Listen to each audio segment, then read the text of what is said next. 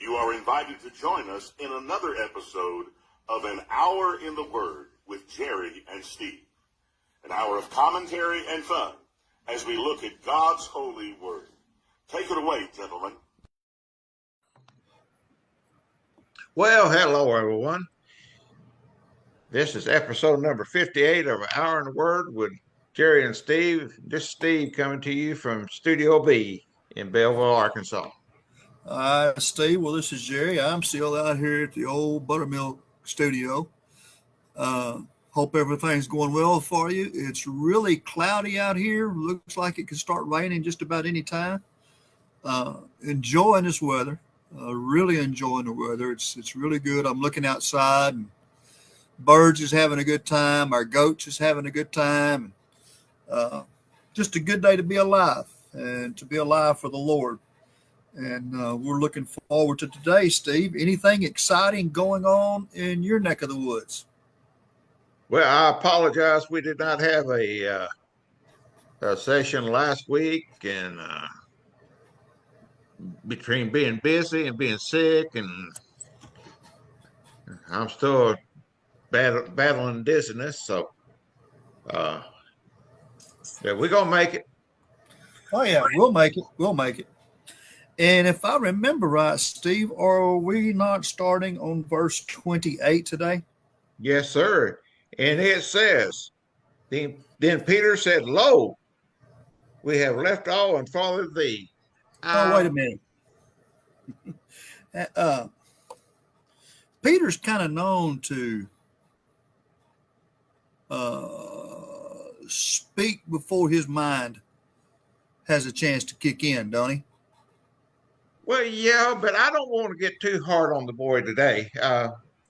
You know, I guess if we all honest with us, days that we say, Lord, look at all I've done, and look this heathen out there that does nothing for you, and how he prospers, and how I have to eat dirt.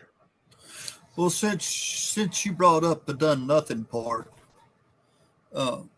have we truly, and I mean truly, not by mouth truly, but heart truly and action truly, have we really put God ahead of our wants, our earthly wants? Are we actually doing what we're supposed to be doing for God? Well, remember a few years ago when the Razorbacks were playing UConn, and CBS had moved it to 11 o'clock on Sunday morning. And how many people throughout the churches in Arkansas missed church? This is true. Well, I mean, that's an example. I mean, well, I mean, I got a better example than that. Okay, tell me one. How many churches, and I'm not naming any certain denomination or any certain church, but how many churches this past Super Bowl had Super Bowl parties instead of having church?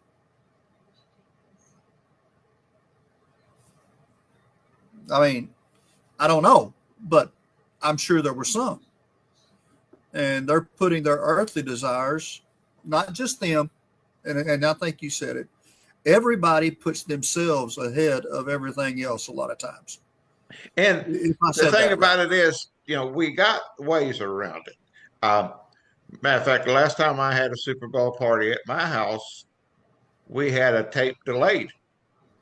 When the game started, I started recording.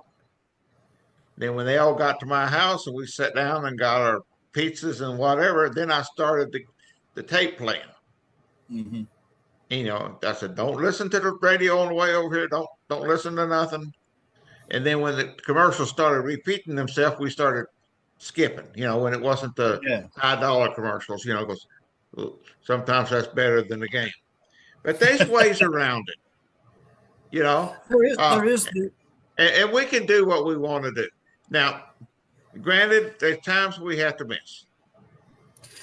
Yes, but Steve, those times are emergencies. And I think, God understands that.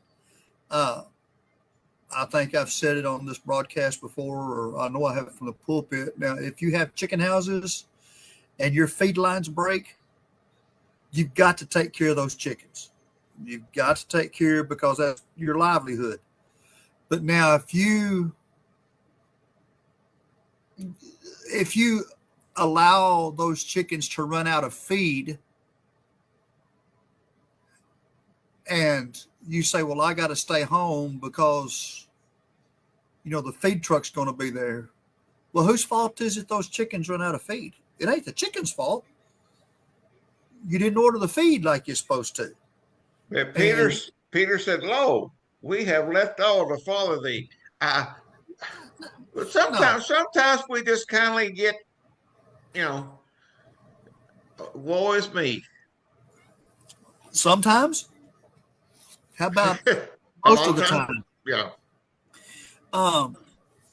Last night at Bible study, we're doing the Bible study on The Chosen. And Trace and I have watched every season of it except for the ones that are coming up. And they haven't released yet. And last night was the episode where Peter had his debt.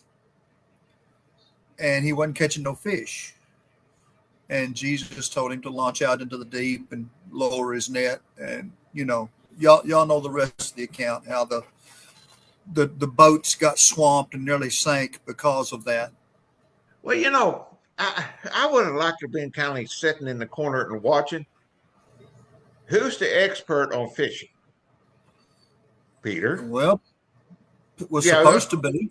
Yeah. And I've been fishing all night. I ain't caught nothing. And then here this teacher says, throw your nets on the other side of the boat. I would have rolled my eyes. Said, don't you think we have thought of that already? Well, what did Peter say? Rabbi, we have taught, or we have fished all night and caught nothing. But at your word, I'll do this. Now, what would have happened if he had not have swallowed his pride? Let's just they went back to shore with no fishes. And Peter would have lost his home. He would have lost his income. He would have lost everything. But he had to acknowledge first that he had a problem, which he was acknowledging. But like us, he was trying to fix it himself. And Steve, I don't know about you. I mean, there's some things I can fix, but there's a lot of things I can't do without some help. Mm-hmm. Lots of things.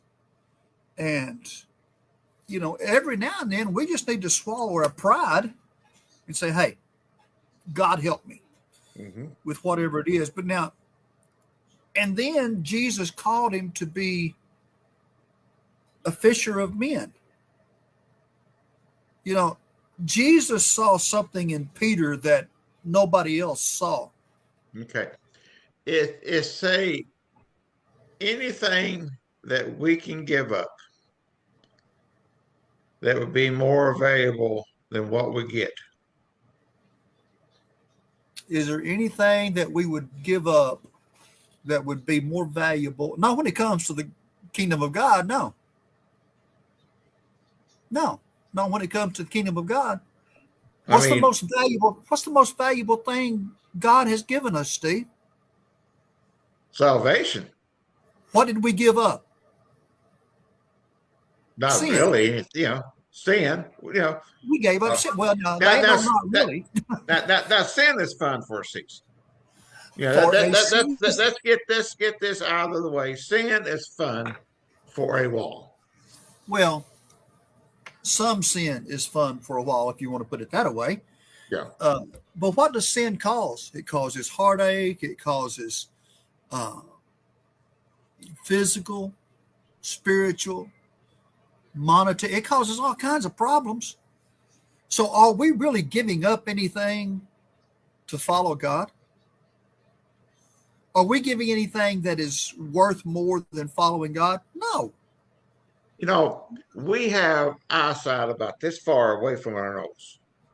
Sometimes mine ain't that far. And we don't, we can't see down the road. But, here Peter's, I picture him complaining here a little bit. Excuse me, I may be wrong, but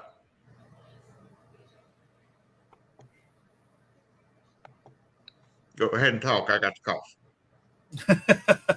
uh, I wrote down this. I wrote down this question. This is kind of what we've been looking at, and this question was really for myself. What in this world, or what is in this world that is worth not following Christ? There's nothing. There's not a thing. All of my possessions, which are not many, but all of my possessions, all of the wealth of the world, you can put the wealth of Elon Musk, Donald Trump, all these other people, Facebook inventors and all that stuff. Uh-huh.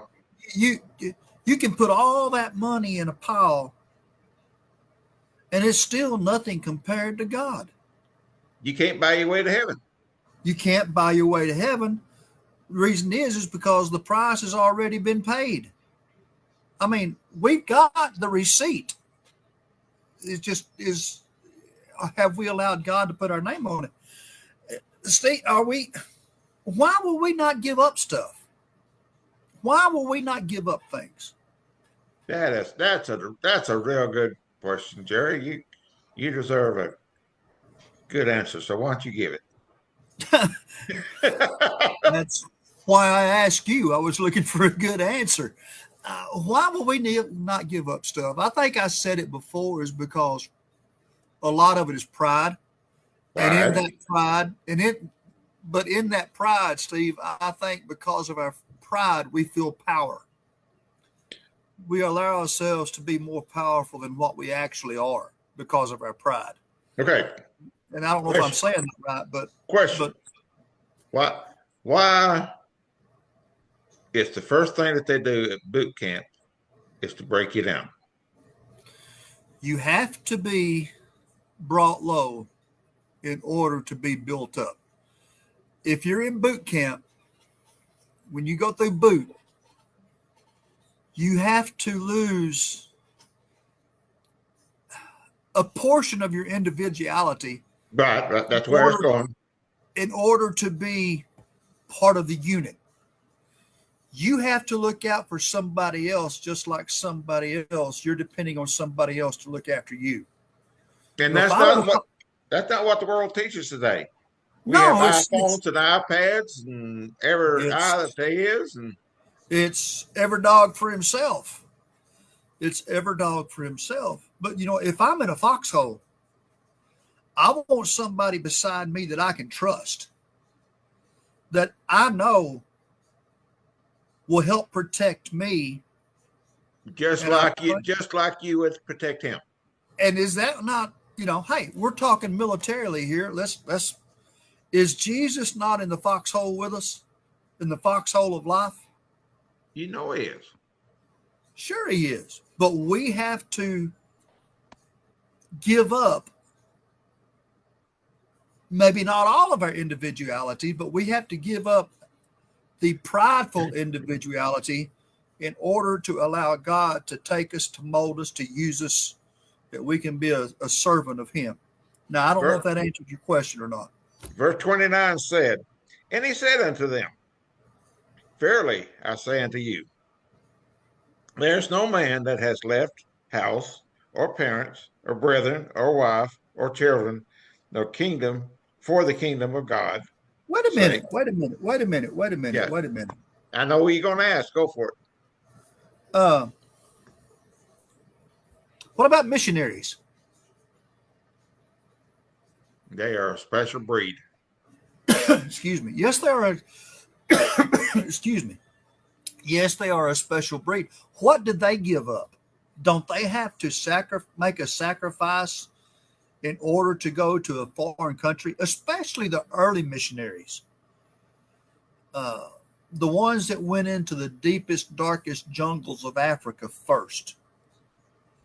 A lot of them gave up their lives to spread the gospel, did they not? Absolutely. their physical life. Say nothing about not being there for grandkids' birthdays, not being there for the first baseball game of their grandkid. Yeah. Well, let me ask you this, Steve. As a minister, and I'm asking you and maybe any other ministers that might be watching, what do we as preachers give up in order to do the bidding that he's called us to do? Well, Don't look to Vicky for an answer. no, she's not in here. I'm trying to think of the right thing, right example to give here, and I don't know how some people believe about this or not, but I would love to go one time to Oakland to the horse races. Okay. I would not spend a penny on the race. I like to go watch the people. Yeah. Me and Vicky went to Vegas for a vacation.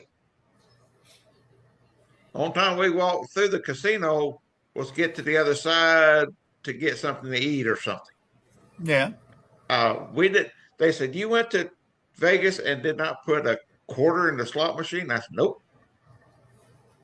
And that's neither here nor there, but I have to be careful doing that. Why? Well, somebody told me that they had to go to Northwest Arkansas to do some kind of work on the sound system of a church, and they spent the night so they can make sure everything worked, you know. Well, they said, come on, go with us. We're going to lunch. They drove across the state line in Siloam Springs and pulled in their church bus to the casino. And there's about 20 other church buses there from all over. And they'd go there to eat because it's extremely cheap. And he said, well, wait a minute. What about your, you know, well, those that know that's why we're here. Those that don't know, it ain't going to make no difference what we tell them. I said, okay. Yeah. But So I couldn't do it because I worry about my reputation. Me and Vicky's been on cruises. We have had several opportunities to have alcohol. There wasn't a person on that cruise ship knew us from Adam. So can we get a Coca-Cola instead? yeah. Well, And are and we I not supposed? Are we not supposed to be the representatives of Christ?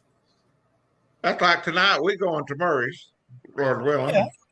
and they serve alcohol there. Uh-huh. And I would love to get one of those virgin pina coladas. Yeah. I really would. Yeah. They're good. But if they come and sit there at my table, lo and behold, there's somebody at the other end will see me. Perception is a big thing. But you know, before somebody starts throwing a rock at you for having a non-alcoholic pina colada, they better check around and make sure there ain't nobody chunking some rocks at them. You know that pina colada is going to be haunting me the rest of the day. We'll see if Devin can't bring you one in just a regular Coke glass. But it's the perception that people have. Perception. When I was in the video industry, we used to do weddings and graduation stuff. Right. I had to search to find cameras that looked like they was professional. There's other cameras that did a whole lot more stuff, more clarity and this and that. But when I walk in with one of those miniature cameras. Well, my sister-in-law's got one of those. I could have done that and charged you a whole lot less. Yeah. You don't know But how many times I heard that. And that's my whole point. It's the perception. well, it's a perception. Well, Steve, what do you think? I mean, this is kind of going along with this, but what do you think the perception of church is today? Well, we got some bad press here lately, ain't we? Yeah, right here in our home state, in North Little Rock, for that matter. And I think a lot of people know what I'm talking about. And in Virginia, Southern Baptist Convention, their youth camp hired a director Uh-huh. that was convicted of statutory rape. Uh-huh. And he, of course, he has been to prison, served his term. Yeah. And you can sit there and argue both ways, And I hope he turned his life around. I really Yeah. do. I really do. Or she, whichever the case may be. But then But why we got these temptation? ministers. We got these ministers from other denominations. That's not ours, thank goodness. And first time one of ours does it, I'm going to hit the ceiling. But if Jesus was here, he would welcome abortions. I don't know what book they're reading. I'm going to tell you this right now. If the Free Will Baptists ever decide that they are going to condone abortion, the day they do that is the day I withdraw my credentials from the Free Will Baptist. Yep. Period. I'll be independent. I'll do whatever. Or same-sex marriage. Same-sex marriage. I cannot. Which I hate that. I hate that term because it ain't marriage. I'm sorry. Yeah. How about same-sex sin? SSS. But Steve, when it goes back to leaving, Peter, he was married. People think that Peter was the oldest, or theologians think, or the people more smarter than the Bible than I am, think that Peter was probably the oldest because he was the one that was married. And so, I mean, stop and think, Steve. He left his wife to follow Christ. Well, he'd go back and see her every now and then if they happen to be going through that region. But just think, for 3.5 years, he was not what we would call a true husband because he was not at home. Well, if you read anything on Billy Graham and stuff like that, his family suffered, Sure. because he's gone. And but Ruth, his wife, backed him wholeheartedly. In fact, she was a major portion of his ministry. And I'll just go and say this, guys, if you're married and God is calling you into the ministry, your wife has to be as much on board with it as you do. And because a wife can either make or break your ministry. And I honestly believe that.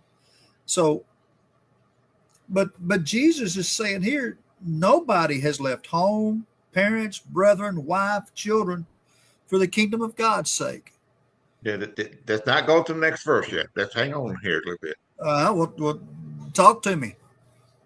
I mean, those things, how important is family? Family is very important. It should be God, family, church. Or is it God, church, and family? Either way, it's got to be in the top three. Mm-hmm. Now, some say God, church, and family. Some say God, family, and church. I think family is just as serving family is almost as important as serving God. Would you agree with that statement? Absolutely.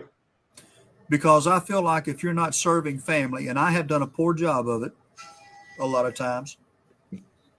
Well, uh, how many times have you had to leave the house and go to a meeting and leave your boys with Teresa?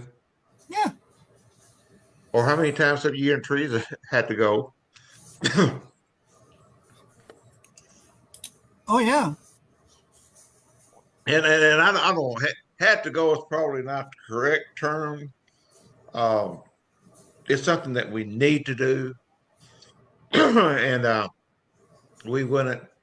We wish we could be in two places at the same time. A lot of times, I don't think God intends for us to neglect our family. but He intends for us to fulfill the obligation that we made when we said I do. But we also have an obligation to him. And I think one of the ways that we worship him is by fulfilling the obligation to the family. I think that's very important to him. Family obligation. I think it's very important. He healed Peter's mother-in-law, and that was important. Every person he healed had a family. I can't hear you, Steve. I see your mouth moving, but you're not saying anything. why would he heal a mother-in-law? Is what I don't understand. Well, she had an important part to play. Oh yeah, and Well, Steve, we're going to drop on down to verse 30. It says, who shall not receive manifold more in this present time and in the world to come, everlasting? What's this world got to offer us? I mean, really, what does this world offer that is more important than God? It says, who shall not receive manifold more in this present time and in the world to come, everlasting? The word manifold here is translated into many times more in this present time and in the age to come, life everlasting. I don't know about you guys, but what I own here is nothing compared to what awaits later. I've got some things I like. I've got some things I'm proud to have. But are they really a necessity? We need to stop and think about that. Is some of the things we have a necessity? For years, I'll just use myself. For years, I kept bugging Teresa. I wanted a bass boat. And we'd drive by somebody or we'd pass somebody that had a nice bass boat. And I said, well, I wished I had their boat and they had one better. Now, and she would, well, Jerry, you can't fish out of 3 boats at one time. I had 2 other boats, but it wasn't what I wanted. It wasn't what I thought I needed.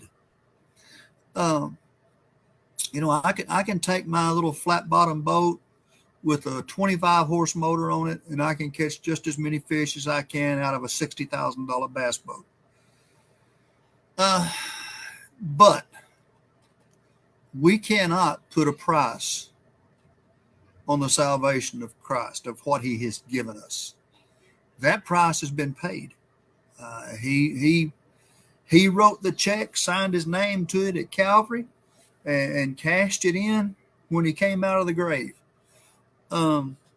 So what can I receive now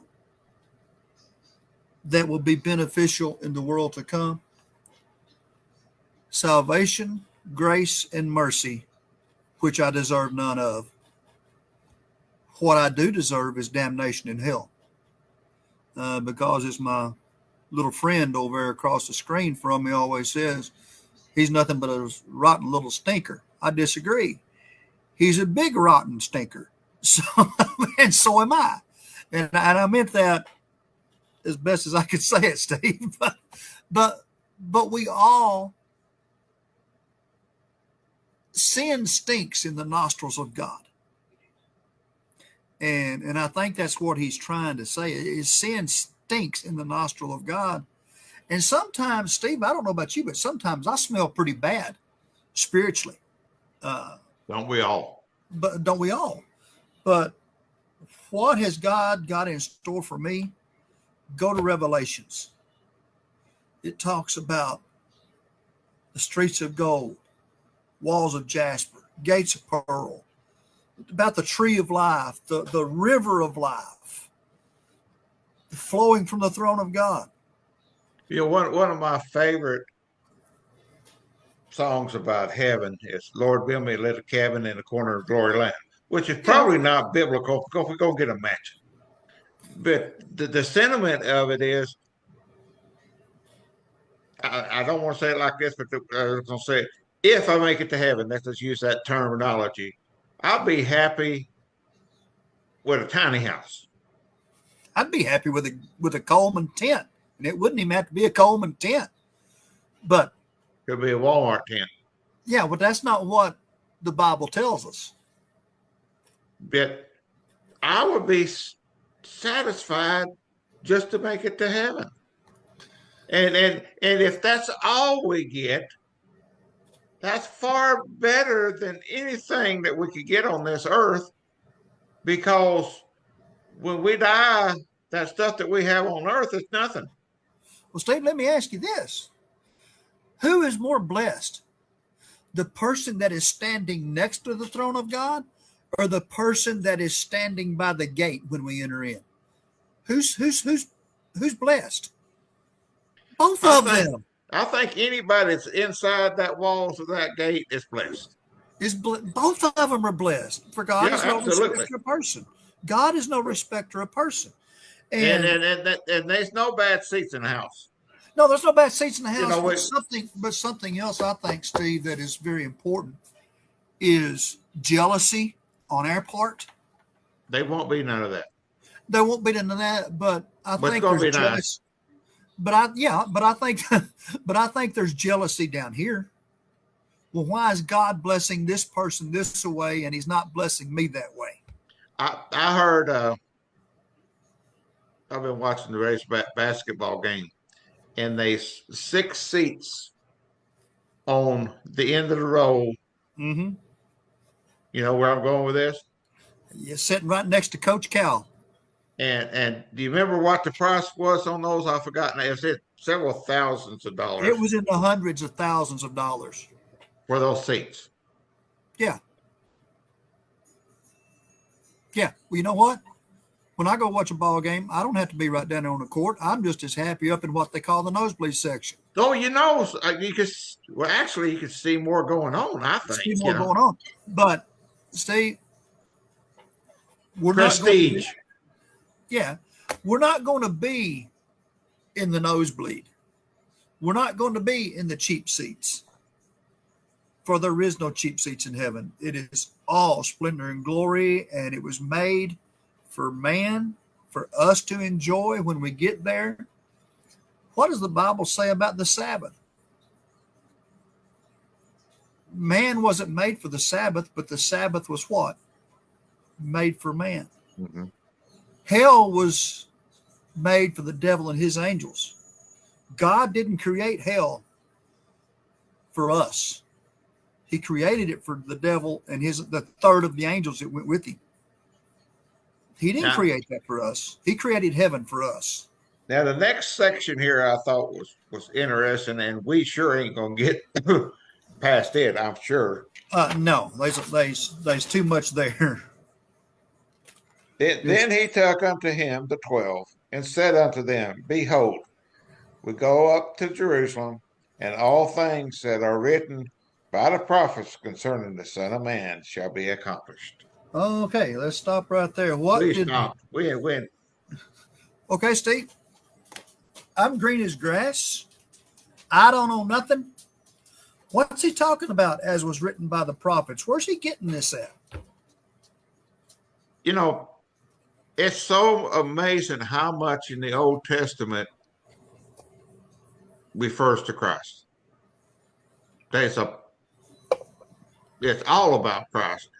Even right after the first sin, where it prophesies that the hill of going to crush the serpent's head.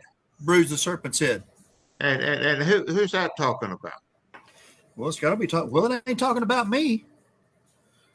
It's talking about Jesus Christ. If you used to crush a serpent's head, it was an accident because you wouldn't be that close to a serpent to begin with. No, unless I was dancing on it, so, to get rid of it. But the Old Testament, every book, every word in the Old Testament points directly to Christ, especially out of what I guess the books of Ezekiel and Isaiah. Right. Isaiah especially. Isaiah especially, yeah. Isaiah especially. So, but still yet, what's he mean? The things that have been prophesied in the Old Testament we're going to go accomplish. What's he talking about? Well, the next verse kind of names a few of those that I think we probably have to go with it just to help clarify that.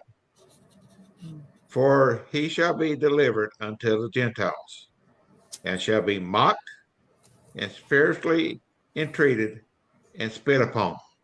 And then there's more after that, but we can stop there for a second. Okay. All that was prophesied.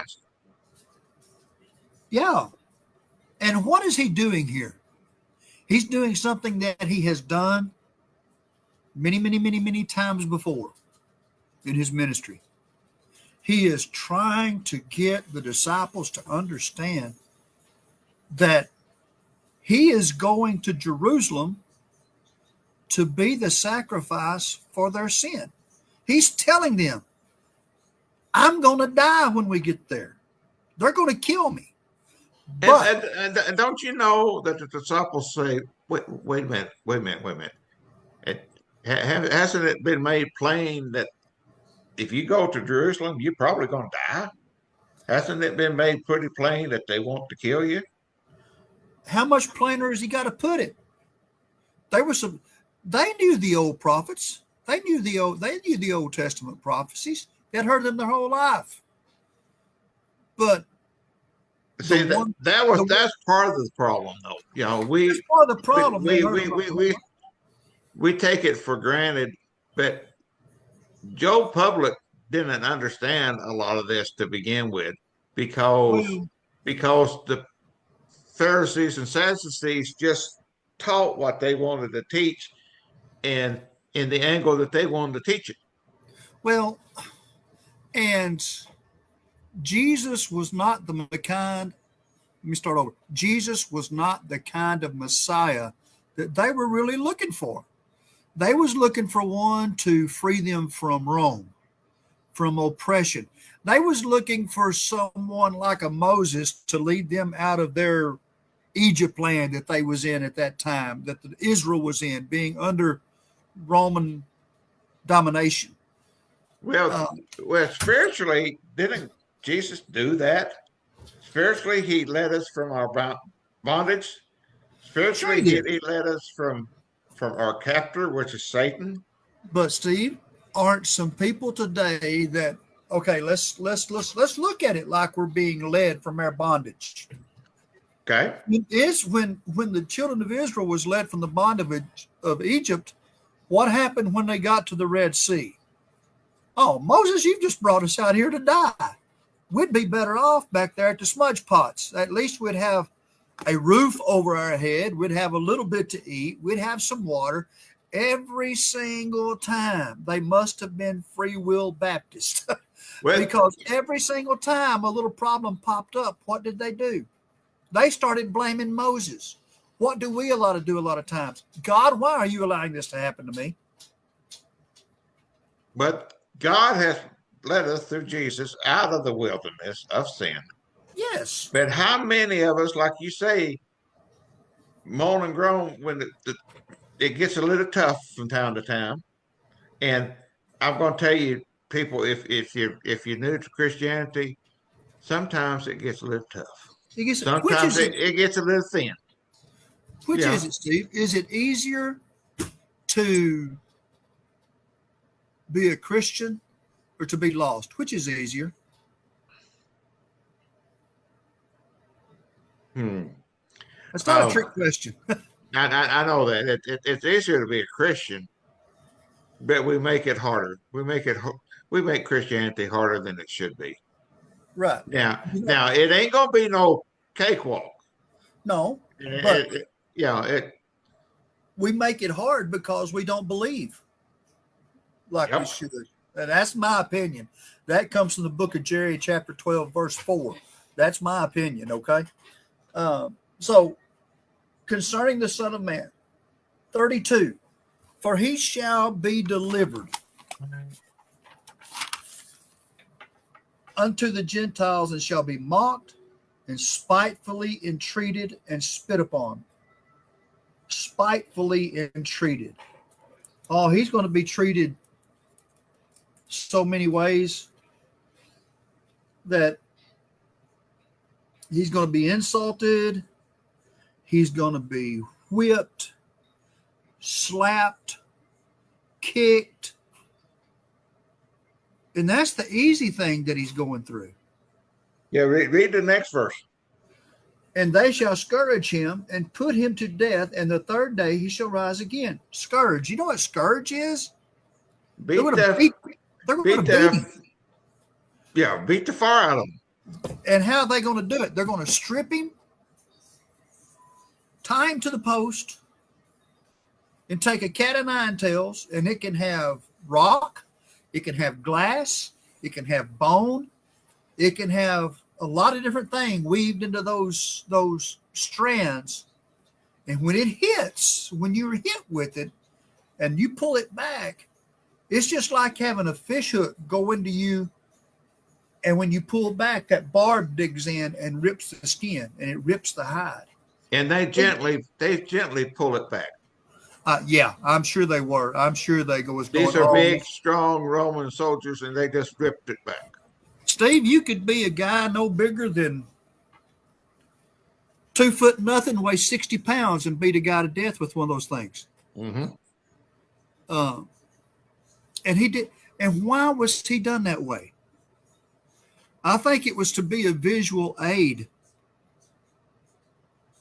for us to show us how ugly sin was, because he was beat almost to the point his own mama would not have recognized him. And they did that for a reason. They did that to subdue them to where they would not fight back. They would not have the strength to fight back as they took them and nailed them to a cross or tied them to a cross. Well, he was almost beaten to death there before they even took him to the cross. Yeah, and I don't think the 40 lash rule came into play. You can lash him 39 times, but the 40th lash was considered the death lash. I don't think they applied that rule. I think they beat him till their arms got tired and then somebody else took over until the time of the cross. Steve, do we endure scourging today? Well, sometimes their feelings get hurt. Oh, poor little baby. Our scourging comes in the form of spiritual. And a lot of times we bring it up on ourselves. Steve, if you will excuse me for just a minute, I hear my mother-in-law, so if you'll excuse me for just a minute, if you'll mute me out, carry on, brother. Mute your mic. Okay. See, if he mutes his mic, I can talk, and I'm the only one on the screen you won't see he's gone. And we don't have to worry about it. But anyway, Jerry's got duties to take care of with his mother-in-law. So, shall be delivered unto the Gentiles, and shall mock, be spitefully entreated, and spit upon, and shall be scourge him, And then the next step of that will be they put him to death. Now, technically, they didn't really put Jesus to death. Jesus gave up the ghost on his own. Jesus could have stopped this at any time, and we have to remember that. We're coming up close to the Easter season. At any time, Jesus said, "Wait, hold it." He could have whistled, and the whole host of angels would have came down. The whole Roman Empire could have been destroyed in a flash of light. But he went to that death because of you and because of me. He died upon that tree because of your sins and my sins. But that's not the end of the story. Back in the days, some of you people are old enough to remember around Easter time, they'd have miniseries or Christmas, Easter programs on TV and stuff. Well, there's one that was really good. It's really good. I mean, you could follow it along with the Bible completely, almost a word for identical, but they messed up. They really, really messed up. They took him and laid him on the cross and took the hammer. When they brought that hammer down, when it first hit, thud, they ended the series. That wasn't the end. That was nowhere close to being the end. That's only the beginning. It says here, and the third day he shall rise again. The third day he will rise again. And there's nothing better than him rising again. Sorry, Steve. Get back. I'm back. I was just finishing up with verse 33. Okay. Any of that do you want to bring up that I missed? I'm sure. Well, I don't know what you said, but it's pretty self-explanatory. They're going to kill him, and he's going to rise again. And that seems pretty self-explanatory. I don't know why people have problems with that, but some do. 34 says, and they understood none of these things, and this saying was hid from them, neither knew they the things which were spoken. Steve, I don't understand everything about this Bible, and I never will. No. Not here. Not in this frame. But now, as the old song says, I'll understand it better by and by. By and by. When I get there. But see, does God require us to understand everything? No. He don't so much require us to understand here, but he wants us to understand here. I think the biggest thing, I'll agree with you to a point. We don't disagree much, but I'll agree with you to a point. I think he wants us to accept even what we don't understand. Absolutely. He wants us to accept it.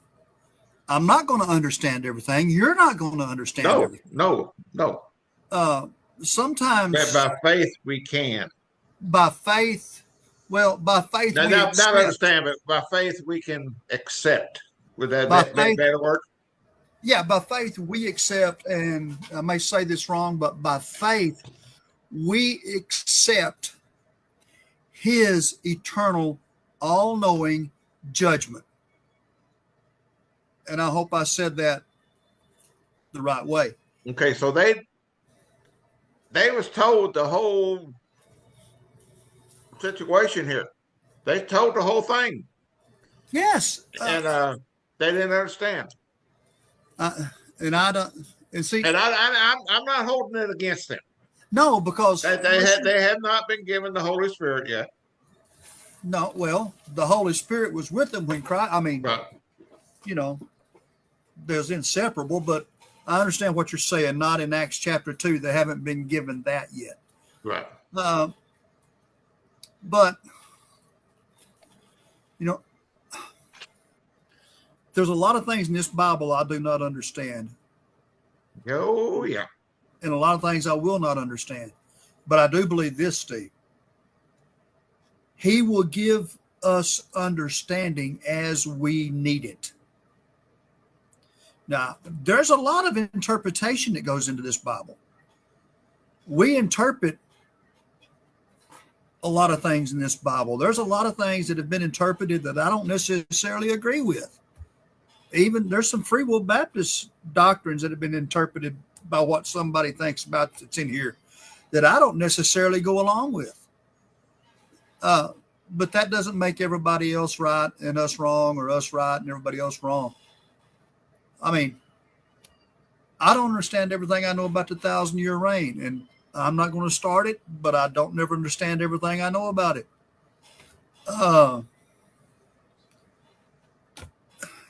There's a lot of other things that a lot of people disagree with me with. Okay. It's Do okay. you have to understand it all to accept Christ? Do what? You have to understand it all to accept Christ. No. No. Do you think the dude